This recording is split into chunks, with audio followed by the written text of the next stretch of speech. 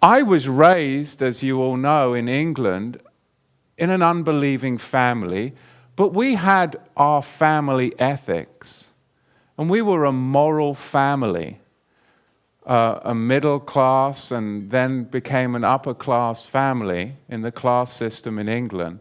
But we had a moral family code of ethics that I was raised upon, and I was instructed not to do certain things. But now as a believer, I understand that I lived the first part of my life. Of course, I didn't understand this until I came to faith. But now I understand that I lived the first part of my life eating from the tree of the knowledge of good and evil.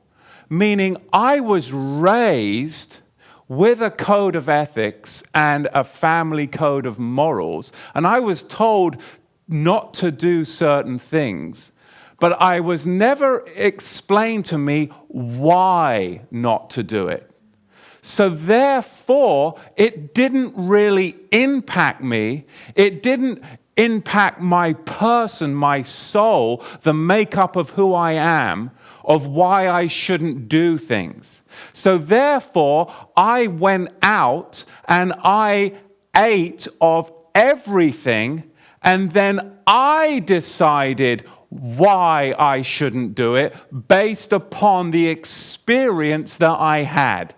But the problem with that theology, I didn't realize it was a theology at the time, is that you do things and then you decide that they are bad, very, very bad, in fact, heinously evil, but you've done them. And they're in your mind. Your eyes have seen them, your tongue has spoken it, and it has gone into your heart. What do you do when you've become so soiled? Because you've lived a life of presuming things.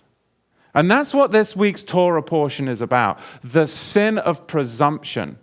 So all that to say this, that I know that many of us are on a journey together, and many people don't understand that journey, especially with this ministry. Well, Matthew, teaches against Hanukkah and Purim and these types of things.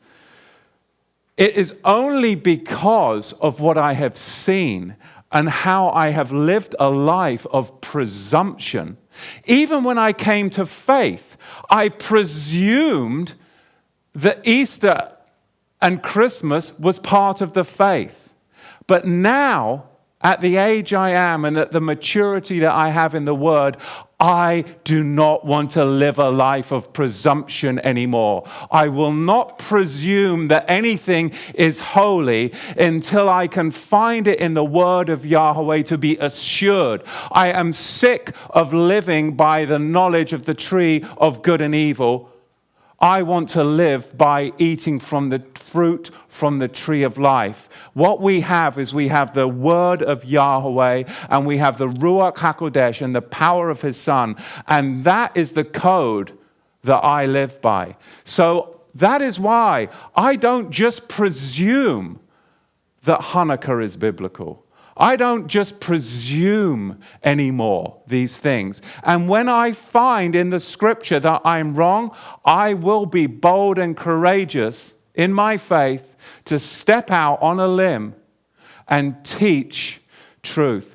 Only because for the first half of my life, I decided that I was God. And that I was the one that would decide whether something was good or whether something was evil, until I found that that left me dead and a slave to sin. So that's my passion, that's my heart, and that's why I'm sharing this before we even get into the text. Because this Torah portion and its corresponding reading in the prophets, it's about presuming something when it's not so. And we have all grown up, whether we grew up in America, England, South Africa, Australia. We've got people all over the world that are tuning in. We've all grown up in a culture of presumption. And the only thing now that we must do is change and live in the culture of honor, which is following Yahweh's word. So with that, let's look at this week's Torah and Haftarah. We're going to see the belly, the very inner midst, the belly of the Torah today. In fact, if you look at the 42nd verse of chapter 11 of Vayikra, that is known as the belly of the Torah. And you'll even find that word there. That's the very center point as far as how many words there are within the text of the Torah, the first 5 books. Then you will find, we'll see in chapter 10, Nadav and Avihu, they take unauthorized fire before Yahweh, and this is the sin of presumption. They presume to do something in worship instead of heeding just the mitzvah. Instead of heeding the commandments, they presume to do something. And we have to understand that we are a different, odd, strange kind of people. You don't really fit in the world.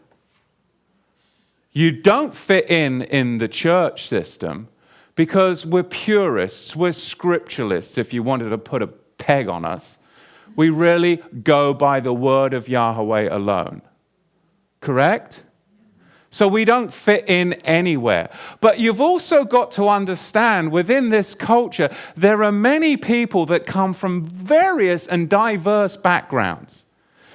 You get a lot of ex-hippies that come in.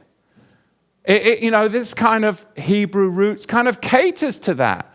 In the 60s and 70s, maybe they were wearing the tie-dye and going to the Eugene Country Fair or Woodstock. And then they come in and the next thing you know, it's kind of groovy. And then you get people like myself and you get others. There's a very diverse group of people. You get a lot of earthiness, a lot of naturalism. In health, food, and diet. So it draws all kinds of people. And with that comes a bunch of baggage.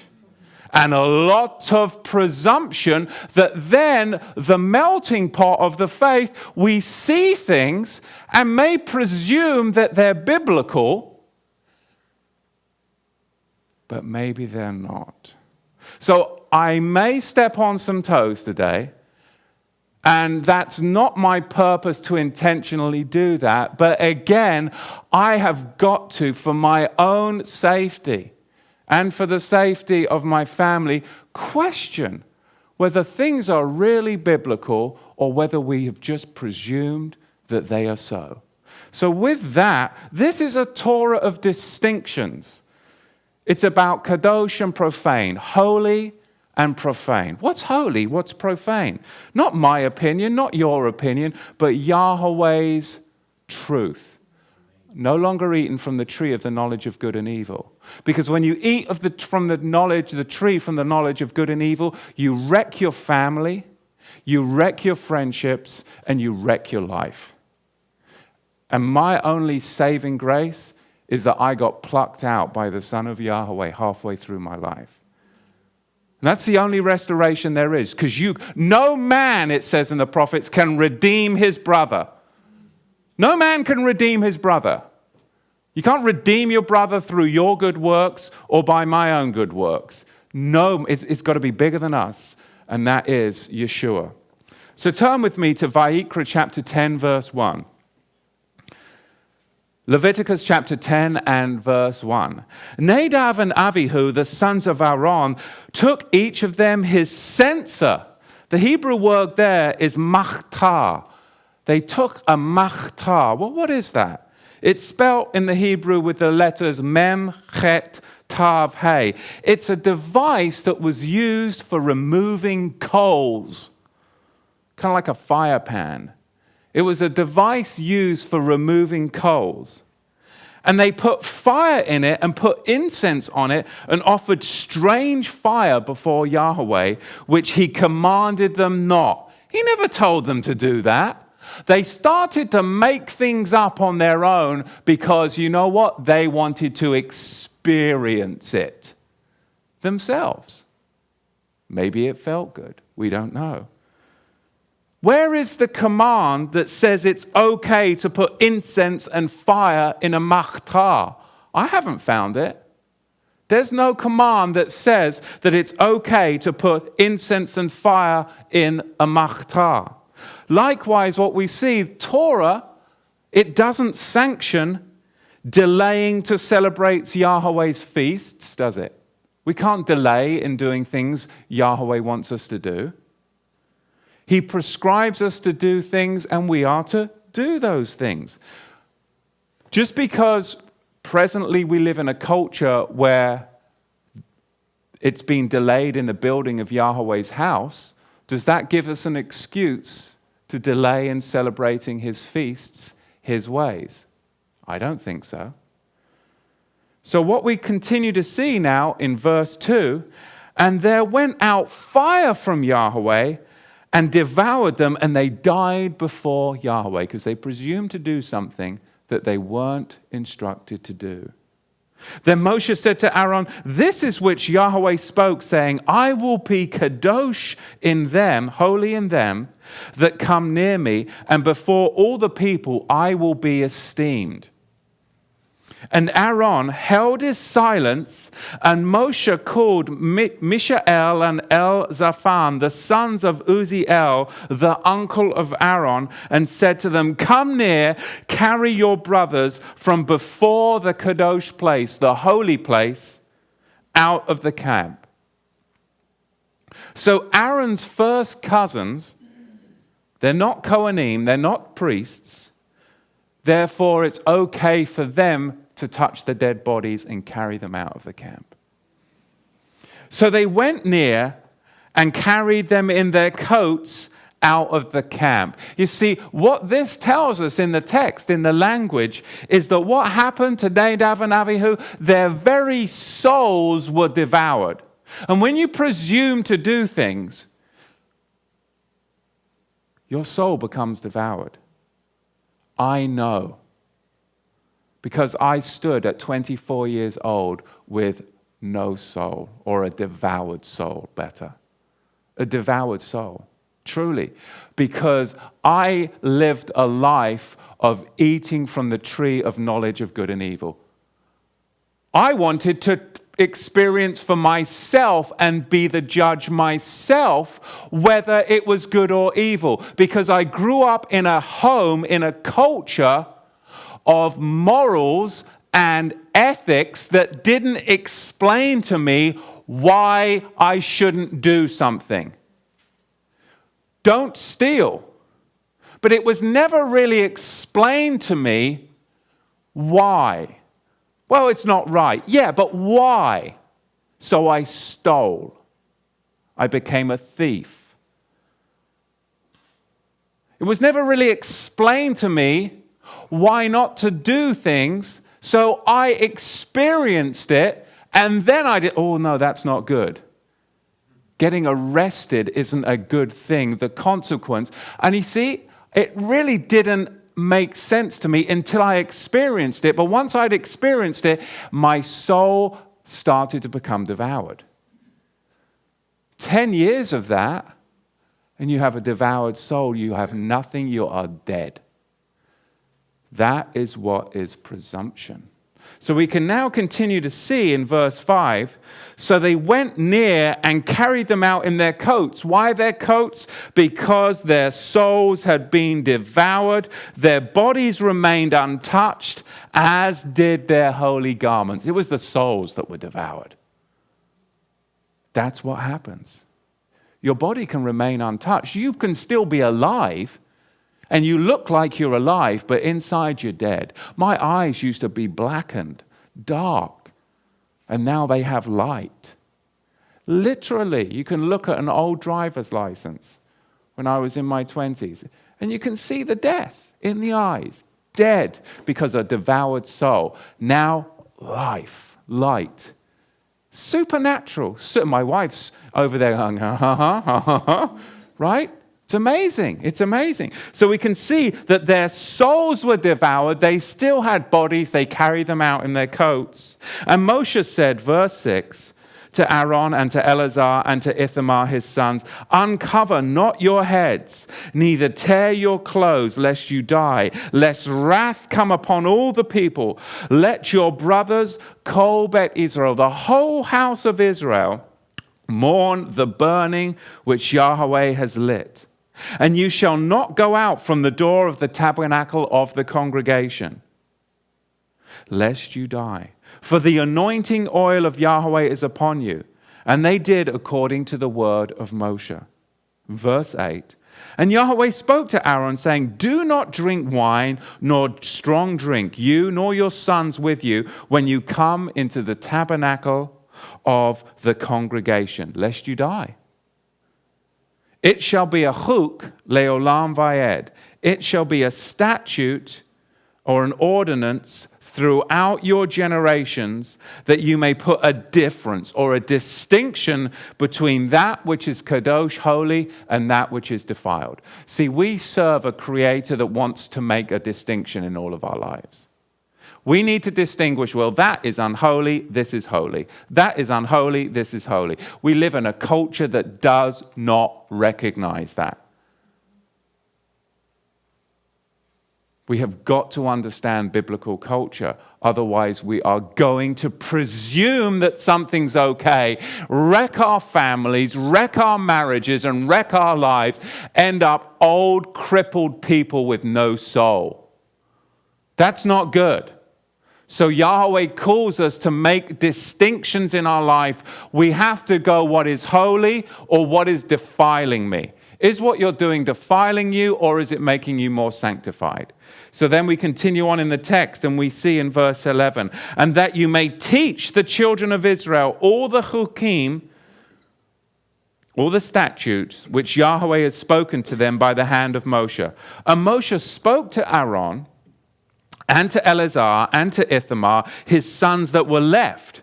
Take the grain offering that remains of the offerings of Yahweh made by fire, and eat it without chametz, leaven, beside the altar, for it is most kadosh. And you shall eat in it a kadosh place. Eat it in a set-apart place, because it is your due and your son's due of the sacrifices of Yahweh made by fire. For so I am commanded. In verse 14, the wave breast and the contribution thigh shall you eat in a clean place, you and your sons and your daughters with you, that they are your dues and your sons' dues, which are given out of the sacrifices of the shalom offerings for the children of Israel. Verse 15, the contribution thigh and the wave breast shall they bring with the offerings made by fire of the fat to wave it. For a wave offering before Yahweh, it shall be yours and your sons with you by a chuk leolam vayed, as Yahweh has commanded. You see, Yahweh wants the blessings to go generationally. And what we have to understand, when this catastrophe happened to Aaron's sons, what did Yahweh say to him to do? Hold your peace. Meaning, you have to still remain set apart. And this is the trial, brethren. You have got to separate yourselves from your family members, from your friends that don't.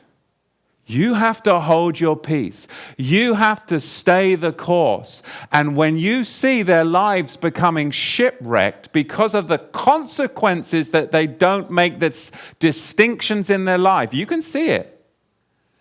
And you see, and then those types that don't want to make the sacrifices, I'm generalizing here, so forgive me, then want to come and talk to you about doctrine and dogma.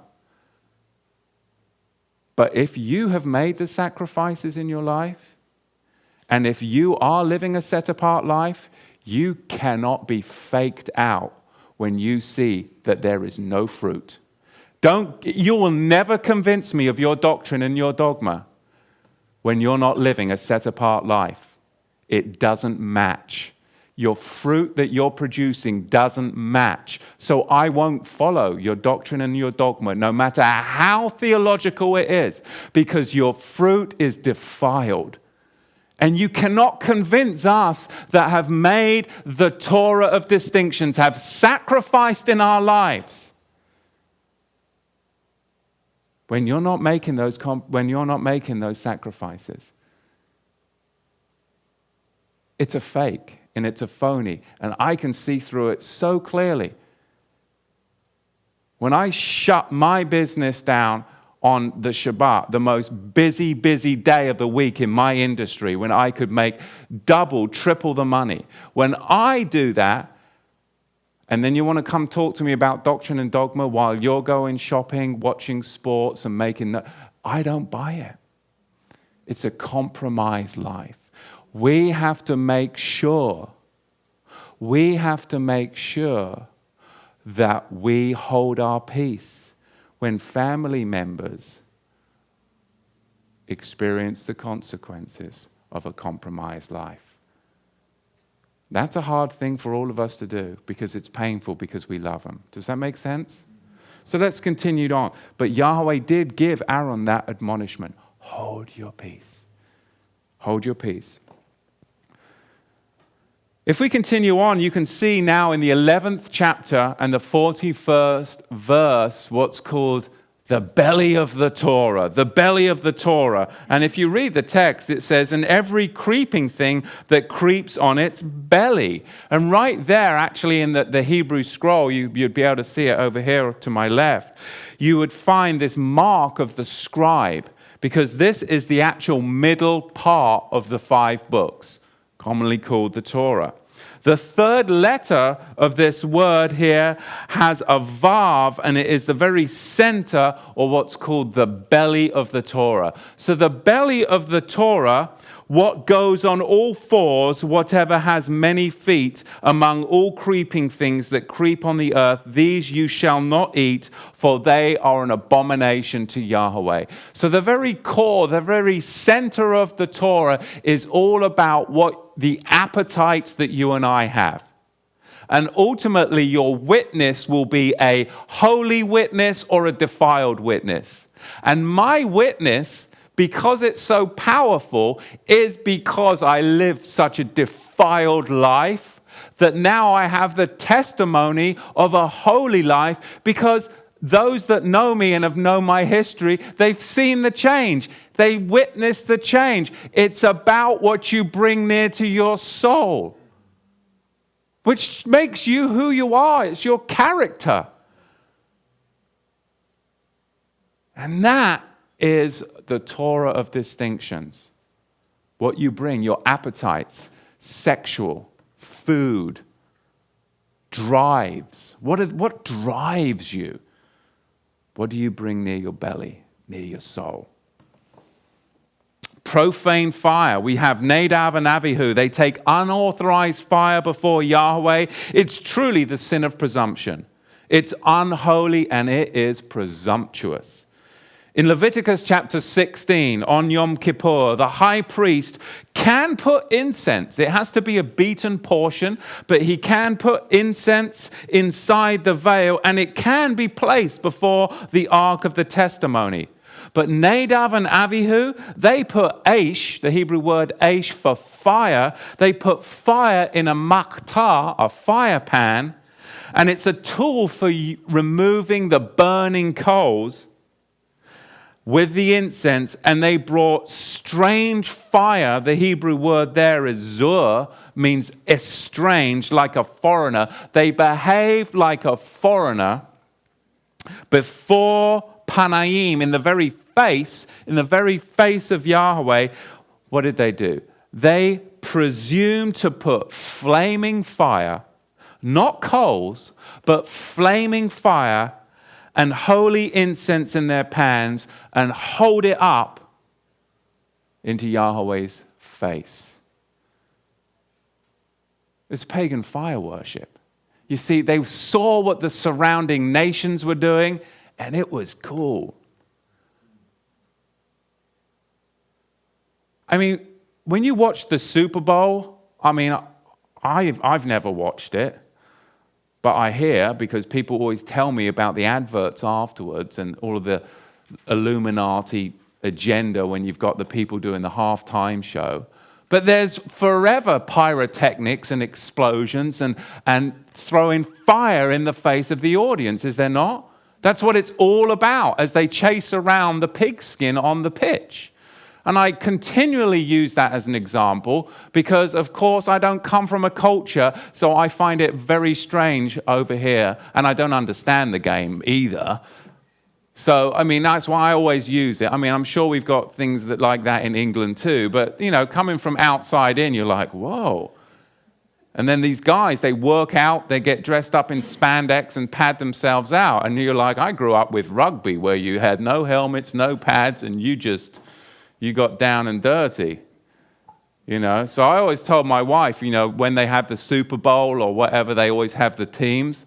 And I said, one time I'm going to get a big flag, put it on the back of my pickup, and I'm going to go, real men play rugby. But, she convinced me not to. But they made me play rugby at 11 years old. They forced, because I was so tall and skinny, they put me on the rugby team and I was second row right in the middle of the scrum. And it was brutal. It was brutal. It's like all of the people that you had problems with during the week, if you got in the scrum, you latched down and you were just like, and that's what it was like at boarding school. It's like, okay, he's gonna get me, And it was brutal. I hated it. But then I became quite good at it because it was, dog-eat-dog world. You had to. So let's continue on. What we see is they presume to put flaming fire, not coals, and holy incense in their pans, and they held it up to Yahweh's face. Instead of carefully approaching Yahweh through a mediator, which was Moshe, they boldly entered Yahweh's presence as what? As foreigners. The Hebrew word there is zuur. Foreigners using a form of pagan fire worship. They were totally unprepared for the presence of Yahweh. And that's us. So many of us are totally unprepared for the presence of Yahweh. We really do need to make the distinctions in our life. Turn with me now to the Haftarah in 2 Samuel, Shemuel Bet, 2 Samuel chapter 6. And I love just the power of the text and how it just brings out more revelation in the language of what happens now. In 2 Samuel is a reflection, of course, and a deeper revelation of what's happening in the Torah portion. I'm passionate about this week's teaching because of the life that I've lived and I've been redeemed from. And I hope that I'm able to communicate that with you. But also because I see the world, and for a decade I was so removed from the world that I couldn't even really interact with people anymore. Not on a good level. I was too caustic. Now I'm in the world again. I've been in the world for 3 years since I've opened up my new business. I'm in the world again, and it's shocking, but I'm not of the world. But I've entered back into the world after a decade of living almost like a recluse. And it's really weird. But I can see the power of the testimony, because after being removed from the world for 10 years and the culture for 10 years, to see the young people and how confused they are, and how there is no distinctions. It's free for all. Whatever you feel like, experience it, try it. And but that's what I know. Don't do that. I know. Of course, tell a 17-year-old that when you're my age, and they're like, I remember. You've got to go and experience it for yourself. And then they come in my office and they're crying and broken, because then it's done. Then it's done. We are fast approaching some terrible, terrible times in this world. Let's not try and convince ourselves that everything's hunky-dory. We have ISIS crossing our southern border at the rate of hundreds of men a day. It's been caught on camera, bringing in weapons, explosives, everything. The border's wide open. Our government's not doing anything about it. You are deluding yourself if you don't think that there is going to be mass sleeper cells and operatives becoming active in this nation. The world has changed. This is no longer a Christian nation. This nation has fallen. It has been infiltrated by the New World Order. It has been infiltrated from the top down, that we can't even secure our borders. All of this to say this, all of that to say this. The end time battle is spoken of in the book of Revelation. And it's all about fire. It's all about fire. Whose fire is authorized and whose fire is not. So we had better come up to speed to be able to distinguish. Because fire is mentioned 26 times in the book of Revelation. And if you don't understand what kind of fire is authorized and what kind of fire isn't, you're going to get smoked. Seriously, smoked. Yahweh's fire or Satan's fire.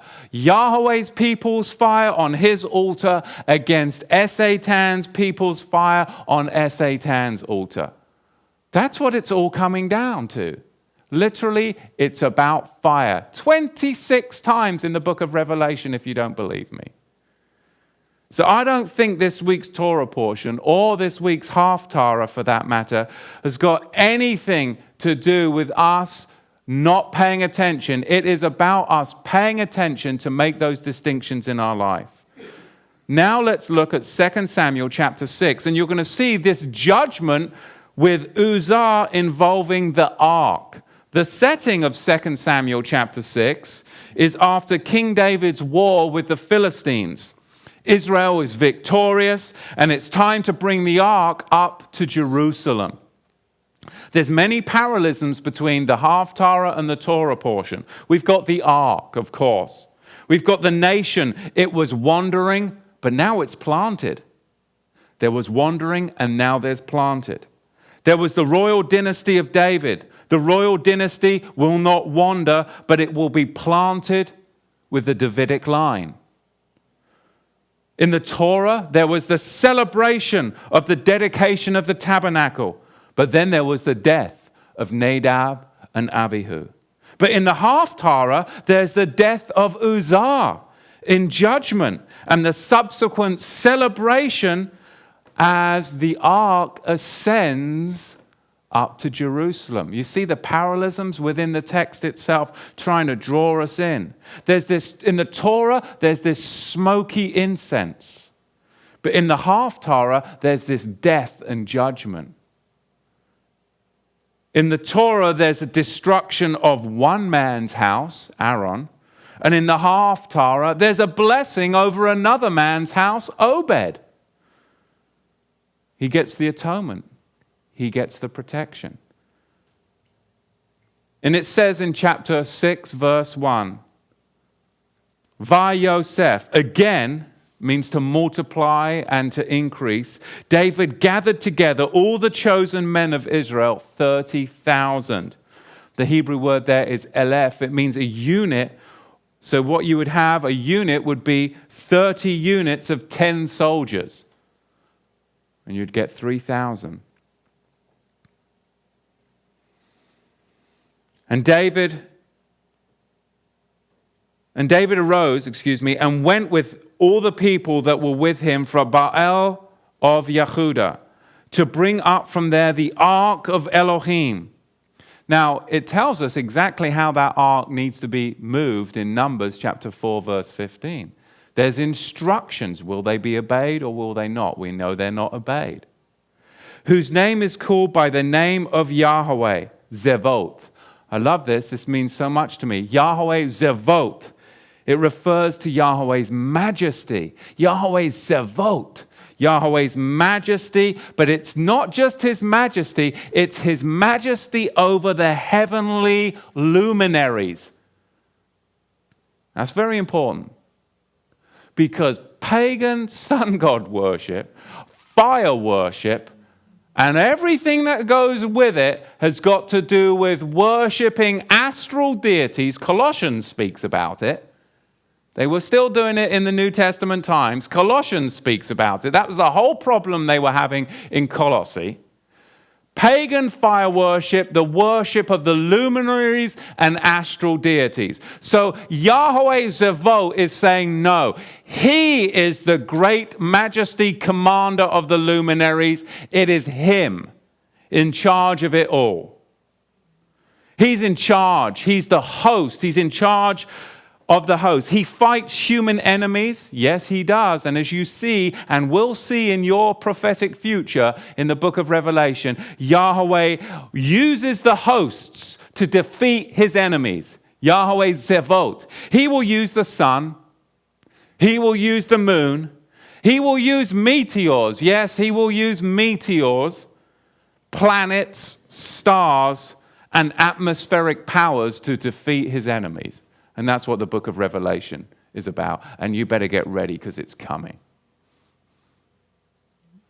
Planet 7X, watch that. Phenomenal stuff, phenomenal calculations for you math geniuses. We live in a world of apocalyptic scenarios abounding, and nobody talks about it. The ark is what? It's Yahweh's Merkavah. That's the name of an Israeli tank, by the way. The Merkavah tank. You can actually change the body, tactical body shape out in the field. It's the most insane tank. It's called the Merkavah because the ark is what? It's Yahweh's Merkavah. It's his tank. It's his chariot of arms. So it needs to be moved according to his instruction. It's his chariot of arms. It's his chariot of war. And it goes on to say that dwells between the cherubim, verse 2, the cherubs, and they set the ark, this is his chariot now, they set the ark of Elohim upon a cart. That's like taking one of those Israeli Merkavah tanks and putting it at the back of a Bedford lorry. It's kind of insulting. The Hebrew word here that we see is ha'agala kadashah. And this word is associated with circumambulation. That's a big word for me. Circumambulation. It's associated, this luminaries, Yahweh Zevot, and his ark, which is his chariot of war, is associated with circumambulation. It's very important because this is where I'm going to step on people's toes. Not yet, but in a minute. Because there is a new, non-sanctioned, cyclical form of movement that went on with Nadav and Avihu. They were doing circumambulation with the fire pan before Yahweh. They were moving in a circular way, and they were what? Taking something from the nations where they worship the luminaries, and they were doing it before the face of Yahweh. And now we're going to see more of this circumambulation as we go through the text. You see, Nadav and Avihu, they had got involved in a Philistine gypsy custom. The Philistine gypsy custom of circumambulation, the worship of astral deities and the moving around the fire pan in a circular motion. The cyclical movement of foreign Philistine gypsy custom. And they brought it out of the Bait of Abinadab. We're in the Haftarah here, yet we've got now a combination of two words. Look at it. It is Abihu and Nadav. We've got the combination of the same two words that we've just seen in the Torah. Abihu and Nadav. Abinadab. Again, we have two sons that are directly connected to Abihu and Nadav. Uz means strength, and Achio means brother. And often when I'm corresponding with people, I'll say, Shalom, Achi, my brother. Peace, my brother. Achio. That was Givat and Uzzah and Achio, the sons of Avinadav, there's the combination. They drove the new cart and they brought it up out of the house of Avinadav that was at Givat. Don't you love these biblical names? I remember when I first got saved and I went to like a men's retreat, I was like, what the hey are they talking about? And then when I got called up to teach at Calvary Chapel, I was so nervous with having to read this stuff. It's like, why? I mean, we've got a bloke who's called a Gittite. I mean, I would have loved that when I was in England. You Gittite. I mean, it's just rich. It's just dripping, isn't it? But anyway, so I'll try not to stumble on this. In verse 5, and David and all Bet Israel, all the house of Israel, played and danced before Yahweh on all kinds of instruments made of fir wood, even on harps and on psalteries, and on timbrels, and on cornets, and on cymbals. And when they came to Nachshon's threshing floor, they were, at this point, they're unprepared. Uzzah put forth his hand to the ark of Elohim, and he took a hold of it. You see, we're not to hold on to anything that's not ordained by Yahweh. And that's the walk that we live. And that's why it's not very popular. Because we live in a culture where it says, reach out and grab you can have anything. Just get in debt and it is yours. You can have anything. We'll enslave you with the money from the New World Order. It's yours. We live in a culture where you can reach out and grab for the stars. And Yahweh's culture is, you don't grab hold of anything unless it's ordained by him. Do you see the war that we're at? I mean, no wonder it doesn't fit in. We don't fit in. Our lifestyle, our values, everything is in absolute at odds with the culture. And we go on and we see, as we pack this text together, it's absolutely fabulous. Uzzah put forth his hand to the ark of Elohim and he took hold of it. Don't take hold of anything that's not ordained by Yahweh. And that's the problem. People just can't let go of stuff. They just can't let go of it. Even when they come into Torah, it's still hard. It's far easier to let go of some traditions and grab hold of new traditions. But all you're doing is switching traditions. What's the point of that? It's no better than where you were. You've just switched customs and traditions. Show me Hamantaschen in the Bible and I'm on it. Show me Easter eggs in the Bible and I'm on it, but they're not. So why switch your eggs for Hamantaschen? Show me the Christmas tree with the lights that I'm supposed to have, and show me the 9-branch Hanukkah. You've just switched your traditions. They're non-biblical, but it's so hard to let go. It's so easy just to trade, isn't it? Wow, I'm just jumping out of one culture and I'm jumping into another biblical culture. There's a lot of Bible in Christianity and there's a lot of Bible in Judaism. And then when somebody comes forth and says, hey, let's question what we're grabbing hold of here. Let's not presume because I've lived a life of presumption. People don't understand my heart. They think I'm just trying to be controversial. But if you walked in a day in my steps, like my wife has, she understands. Because I've lived a life of compromise. And I'm so stubborn now that I'm not going to do it and I'm not afraid. Because I've got nothing to lose. Because everything I have, including my wife and family, he has given me. Everything. Because my soul was destroyed, consumed. It was consumed. And it didn't take long. 24 years old, a consumed soul. Dead, nothing. Because I had done everything. And I decided whether it was good or evil. I still have nightmares to this day. Still have nightmares. 20 years on. Wake up sometimes drenched in sweat. 20 years ago, 30 years ago.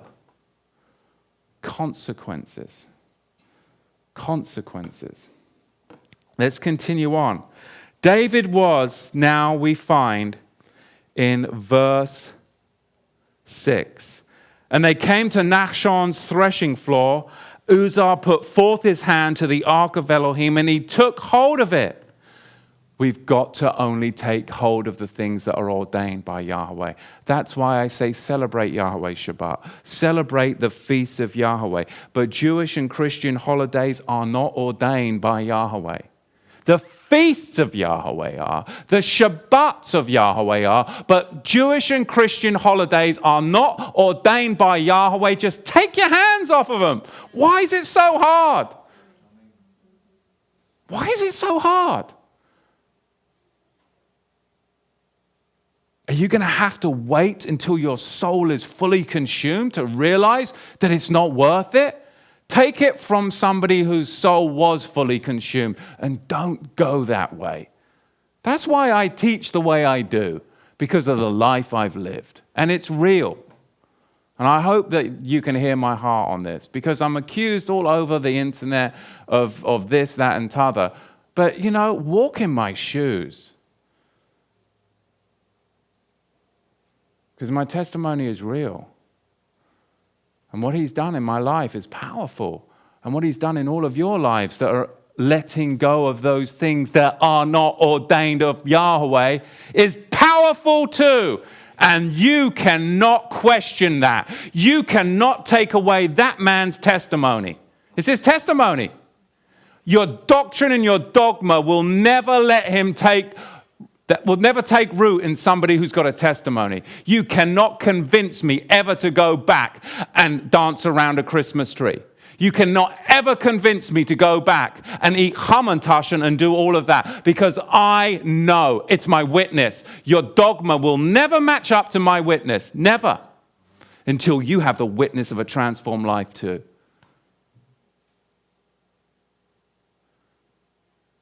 Man, I'm preaching today.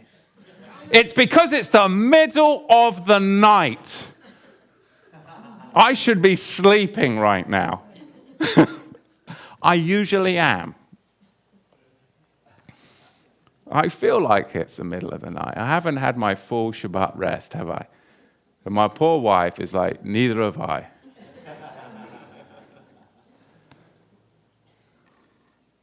You see, Uzzah lacked confidence in Yahweh's ways. He lacked confidence. He didn't think that divine help was there. When that ark stumbled, he lacked confidence in Yahweh. Yahweh would right the ark. Yahweh, he lacked confidence. And that's why I can teach the way I do, because I am so confident in Yahweh, because he's met me all the way. All the way. And I know if I trust his word, it doesn't matter what men say. It doesn't matter what religion says. Trust his word. If it's not in there, don't do it. You're solid. They can come up with all kinds of history, mumbo jumbo, and they can say, well, this and this, and then all of a sudden there was another branch and another, and it's really 9. And I can go, well, you know what, in the Torah he says, just make a 7-branch menorah. It's good for me. I'm letting it go. He's going to meet me if I step out in faith. And that's why I can teach the way I do. And that is the problem that happened here. What we see is Uzzah lacked the confidence in Yahweh that he thought that he had to reach out and make it all right.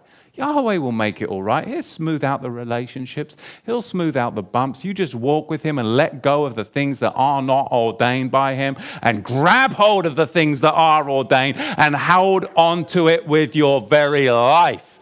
And you'll be good to go. Guaranteed 100% of the way. So that's the problem. Uzzah lacked the confidence in the efficacy, of divine help, and he transgressed priestly privilege and met Yahweh's mutationing right there of wrath. Wrath. he met his wrath. In fact, what it was Metatron, or the guardian of Israel, or the guardian of the ark. And David was displeased, verse 8, because Yahweh had made a breach upon Uzzah, and he called the name of the place Peretz Uzzah to this day. And David was afraid of Yahweh that day and said, how shall the ark of Yahweh come to me? So David would not remove the ark of Yahweh to him into the city of David. But David carried it into the house of Obed-Edom the Gittite. I'm going to say that again. Obed-Edom the Gittite. He was a servant of Edom that became a servant of Israel. A servant of Edom that became a servant of Israel. And verse 11, and the ark of Yahweh continued in the Bait, the house of Obed-Edom the Gittite, 3 moons, and Yahweh blessed Obed-Edom and his entire household. And it was told to Melech David, King David, saying, Yahweh has blessed the house of Obed-Edom and all that pertains to him because of the ark of Elohim. So David went and brought up the ark of Elohim from the house of Obed-Edom into the city of David with simcha, with great joy. And it was so that when they bore the ark of Yahweh had gone 6 paces, he sacrificed oxen and fatlings. And verse 14, and David danced before Yahweh with all of his might. And David was girded with a linen shoulder garment. You see, David became ridiculed because he had secret knowledge. He became ridiculed because of the knowledge that he had. I mean, why did David strip off his robes when he danced before Yahweh? Why did he do that? And why was he wearing the attire of a king and the attire of a priest? I mean, is it possible that this could have a Melchizedek connection? In fact, Psalm 110 reveals it's not only possible, but it's true. If you were to turn to 1 Chronicles chapter 22, verse 7, you'll see that the text says thus. And David said to Shlomo, my son, as for me, it was in my mind to build a bait, a house to the name of Yahweh my Elohim. But the word of Yahweh came to me, saying, you have shed blood abundantly. So David wanted to build a house to Yahweh, and Yahweh said to him what? You've shed too much blood. And have made great wars. You shall not build a house to my name, because you have shed much blood upon the earth in my sight. Why did David strip off his garments? Because David had just returned from warring with the Philistines.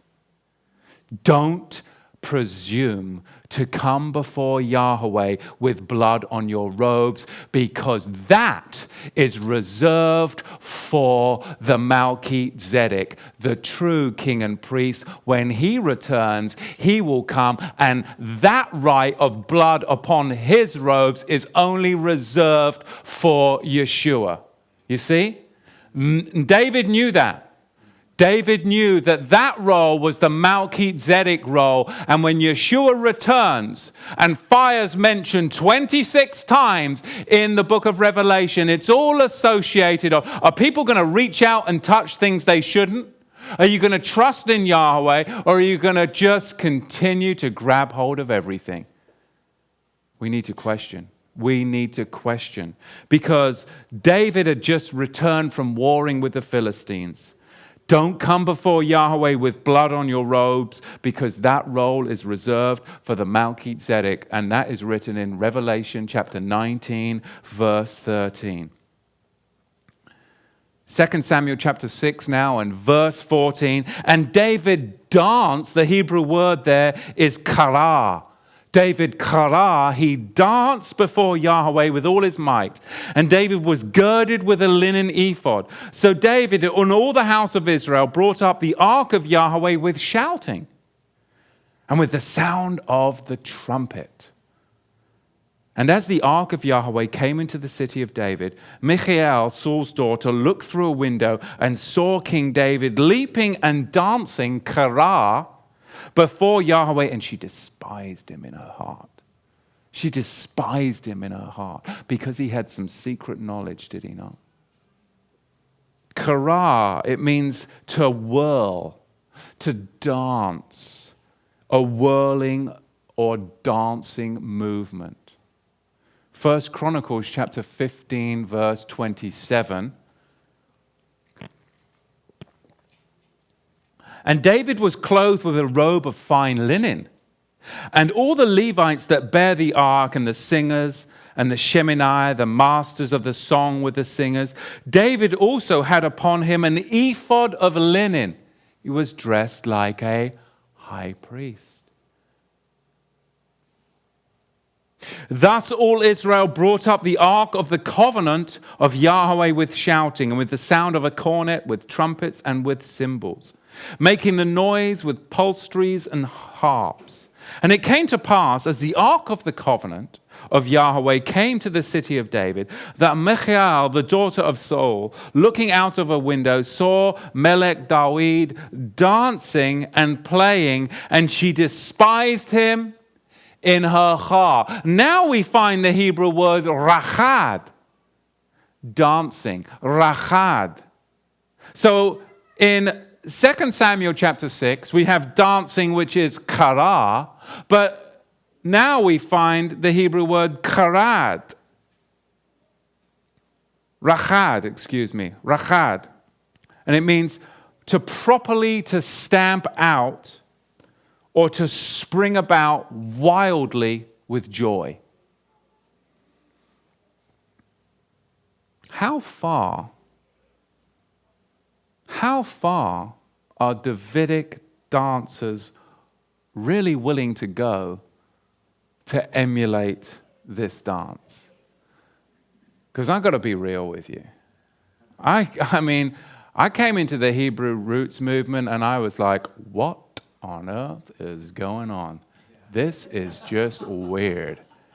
That's just me, come from an English background, ballroom dancing, and all of a sudden you've got like all this tie-dye and all this hippie stuff, and people, well, it's Davidic dancing, and everyone's doing this and looking at the person next to them and trying to get me to, and I try, and I haven't done this teaching, and I've held out on this teaching for so long because there was one person that I really wanted to see Davidic dance. I really wanted to see Greg Davidic dance. I mean, wouldn't that have been just amazing? But I realize he's not going to do it.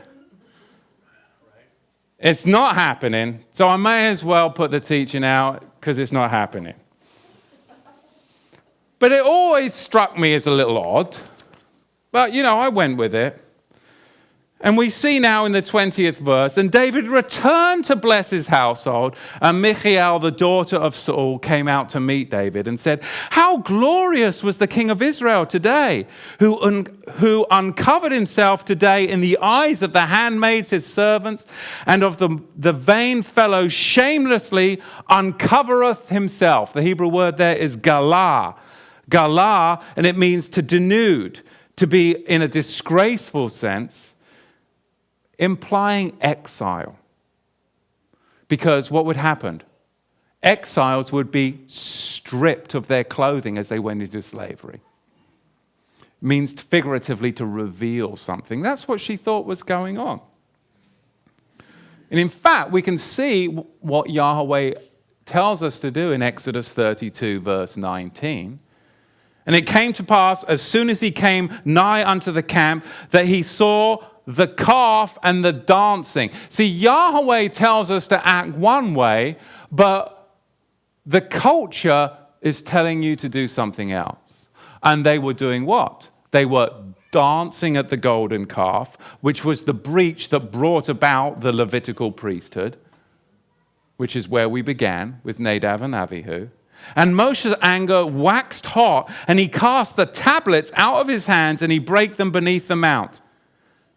And he took the calf which they had made, and they burnt it with fire, and ground it to powder, and strawed it upon the water, and made the children of Israel drink of it. So there was some funny dancing going on there too.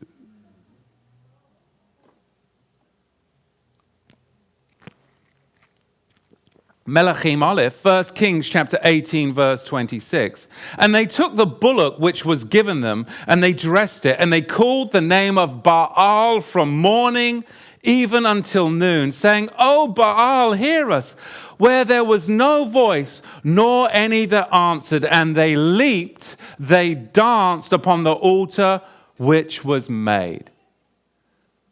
See, I want to serve Yahweh Sevot. He is the host of the armies. He's in charge of all the luminaries. And he will use the luminaries to bring about his fire in the book of Revelation, whether it be meteors, Planet X, or whatever. He will use the luminaries to judge his enemies. So I want to be really careful of what I presume is one thing and I reach out and grab for, but it might not be so.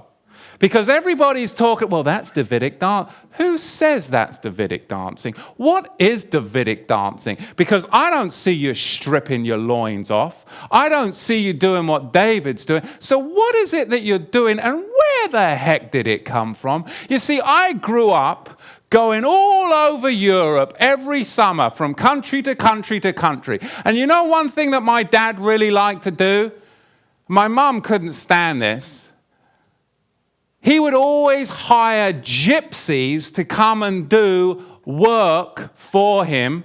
And whenever we went overseas, we would always go and watch the gypsy dancing. So then I come into the Hebrew roots movement and I'm like, whoa, Nelly. I know those moves. I've seen them all over Europe. Oh, no, that's Davidic dancing. All right, shut up. I'm not going to say. But I'm studying this week's Torah portion. I'm like, I got to say something. Who says that's Davidic dancing? It's bloody gypsy dancing that the Europeans taught the Israelis in the kibbutzim in 1935, and it got called now Israeli folk dancing. But where does it really come from? Circumambulation, the worship of the astral deities that the bloody Colossians were doing. Focus on the person next to you to copy the moves, or focus on Yahweh and strip down and be real, because Yahweh said, I will not let you build me a house because you've shed so much blood, King David. You see, what we find is there's nothing in the Torah supporting dancing at the tabernacle in worship. Firstly, well, I'm worshiping Yahweh in dance. Where is that in the Bible? That's a question I ask. Can you show me? Well, this is worship dance. Where does it say in the Bible that we're to dance before Yahweh in the tabernacle? Did I miss that verse? I'm being very, very sarcastic. Is there a verse? There isn't, is there? Isn't it amazing the things that we presume to reach, hold, and grab of?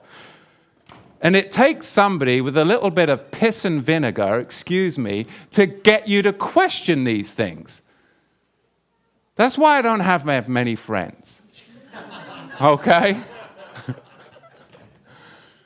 Pray for my wife. She's a saint. She really is. Davidic dancing is based upon a lot of conjecture, with Davidic leaping, skipping, and dancing for the joy. But we see that David actually really did leap. He really did skip. And it was because he had joy. He felt joy. But it wasn't some part of ordained Yahweh custom worship. that was sanctioned in the tabernacle or sanctioned in the Torah. It was an example of David's heart for Yahweh. But it wasn't worship dancing that was sanctioned by Yahweh. Today's Davidic dance is not based upon the dance that David actually danced, is it? It's not at all. But it has been choreographed into hundreds of what are so-called Davidic dances. In fact, you can buy DVDs and you can boot it up on your telly at home and you can plonce around at how, we haven't done that. Have you done that? All right, okay, well, that's all right. I'm not judging anyone. But I kind of, when I came into the Hebrew roots movement, I paid attention, I kind of stored it back here. There will be the time, but it's not right now. But I've burnt most of the bridges, so why not? Greg's not going to do it, so I've given up holding out. I was hoping, I really was. Because I'd have got that phone out right there. I'd have emailing that. It's not happening. So we continue on. But this was a dance that was done by David and no others. The Hebrew words translated as dance are not used to indicate that it was done in worship services, for crying out loud. The word kara is used only in reference of David's dance, not Davidic dance, but David's dance specifically. The abandon with which David's danced, while appropriate for the occasion, the time and the joy that he actually felt, was not repeated by David later. It wasn't. It's like, this is great. I'm going to do this every time I go before you. In fact, we'll train everybody. And this will be our... Right? But even with all of that, David did this whilst moving the ark. Yahweh then told David that he would not be allowed to build the house of Yahweh because of the blood on his robes. You see, it was associated with David knowing how he should approach Yahweh and how he should not. It was a spontaneous expression of simple, pure joy and happiness and praising of Yahweh. It was not some planned out, choreographed, step-by-step performance that's done before others. Although other people did actually see that what he was doing, obviously, it was the celebration of the blessings of Yahweh. It wasn't that he needed to take 3 steps to the right, do a 45-degree twirl, 3 steps to the left, bung your hands up, look at the person. I mean, it's just not there. Gil's cracking up. But maybe in Woodstock and a Eugene Country Fair and gypsy dancing all across Europe and the kibbutzim in the 30s, But it ain't Davidic dance. I'm not buying the CDs or the DVDs. You need a refund. I want to see. You got any video of you and doing some of the Davidic dance, Lisa? Oh, come on, that would be almost as good as Greg. Not quite, but it'd be pretty good. But it was a spontaneous expression of his joy. It was a celebration of the blessings. He didn't take any classes to learn this dance.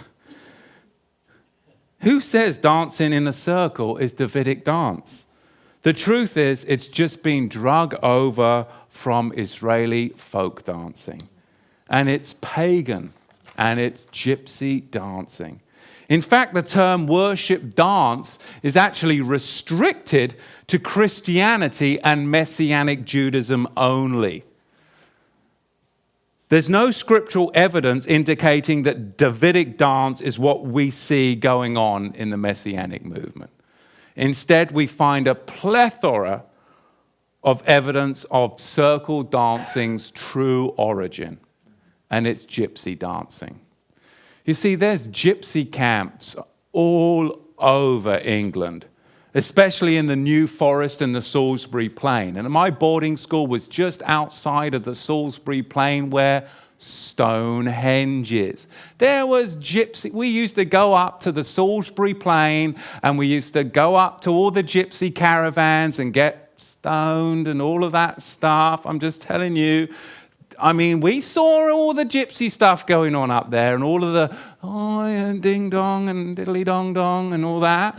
I mean, it was all going on up there. So that's why I was a little cautious about getting into it, you know.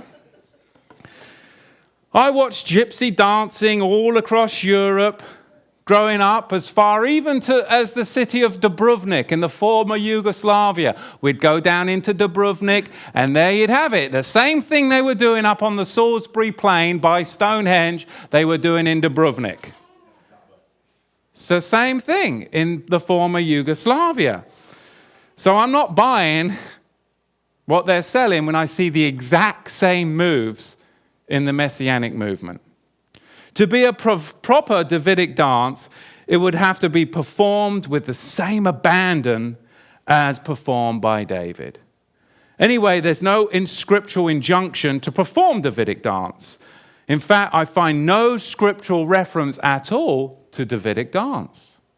The term Davidic dance is a modern term used to justify an action not even found in the New Testament assembly. The New Testament assembly weren't doing it. It's nowhere. What's amazing, that it takes me to kind of question this stuff. Did I talk to you about that I was going to teach? Did you tell me not to? Oh, okay. Did I listen to my wife?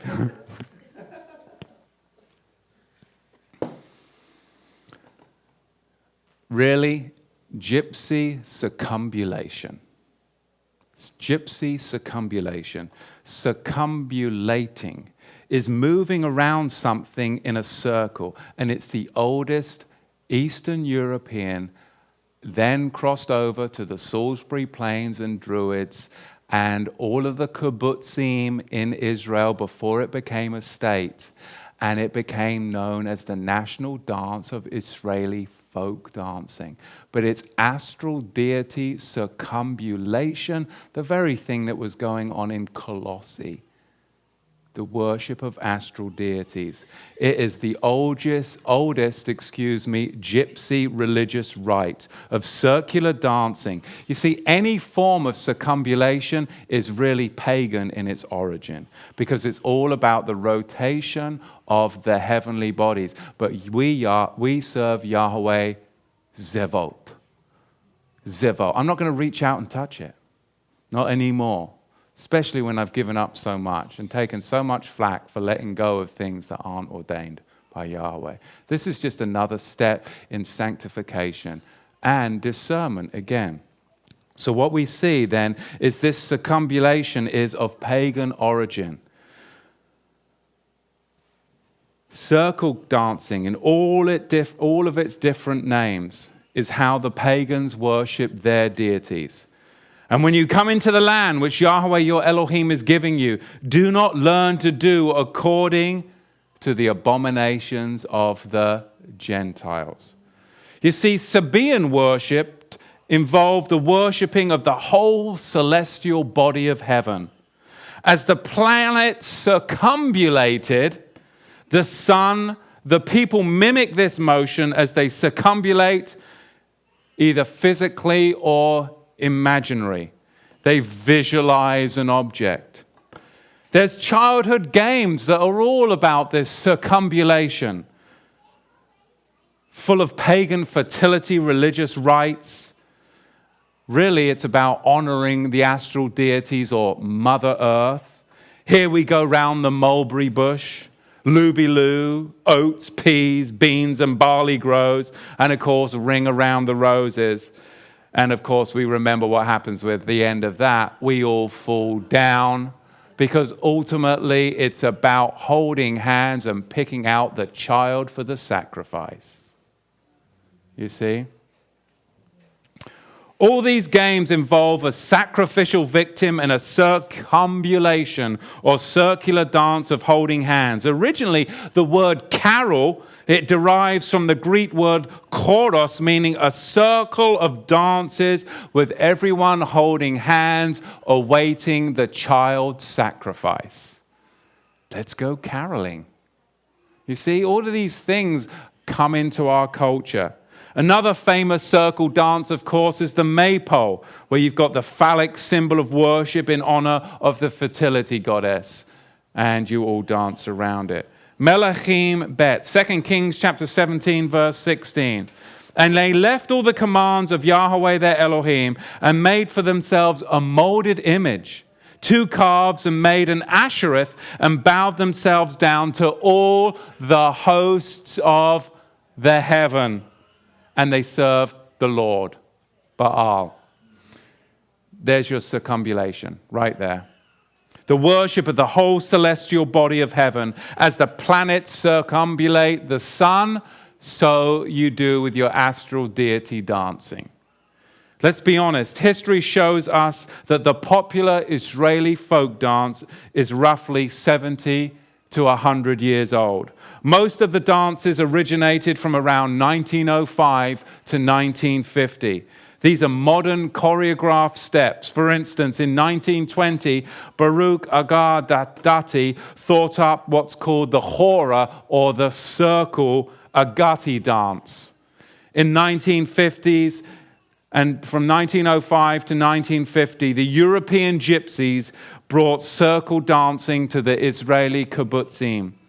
It's not a far stretch for the gypsy lifestyle of socialism that was brought, of course, with the community farming. Gypsies from Europe could come and live in the kibbutzim, and they dragged their pagan astral deity dancing with them, because that whole culture was a socialist kibbutz, which totally, of course, drug in all of the European gypsy Jews. That's where it came from. Don't believe me, dig in and find your own history. But what you find is that when Israel became a nation in 1948, the state of Israel adapted gypsy folk dancing from the Europeans, and they created competitions known as Israeli folk dancing. And then when the Messianics got into everything Hebrew, we called it Davidic dancing. That's where it comes from. You don't see the Orthodox Jews doing it, but you see the gypsy farmers doing it.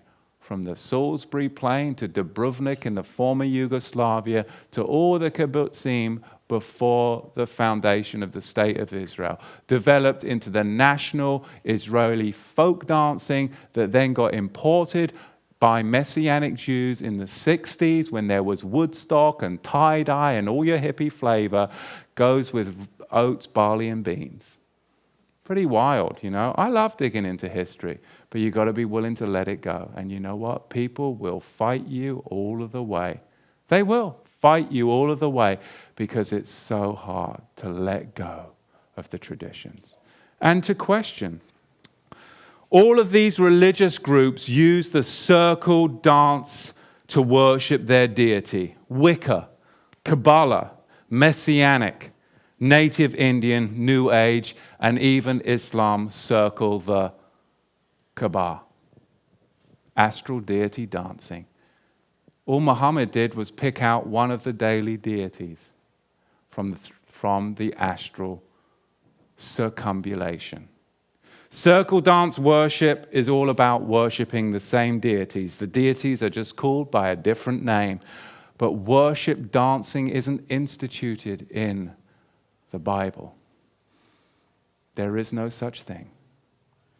But it is done by many of the astral religions. Some Hebrew groups even go so far as adding fire to the dance by lighting votive candles. As the women hold these, they lift up the fire, and by so doing, they have made the dance holy. Holy? Are you serious? So I question anything, because There's Hanukkah, there's Purim, there's Stars of David, there's Seder plates, there's Davidic dance, there's the Zionist lobby, culminating with a Levitical hierarchy complete with animal sacrifices, completed by the Illuminati conspirators on a phony Temple Mount, and people just call out and say, well, changing traditions are hard. I say stomp all over the traditions. Let go of them and do the commands of Yahweh. But that is a very narrow road.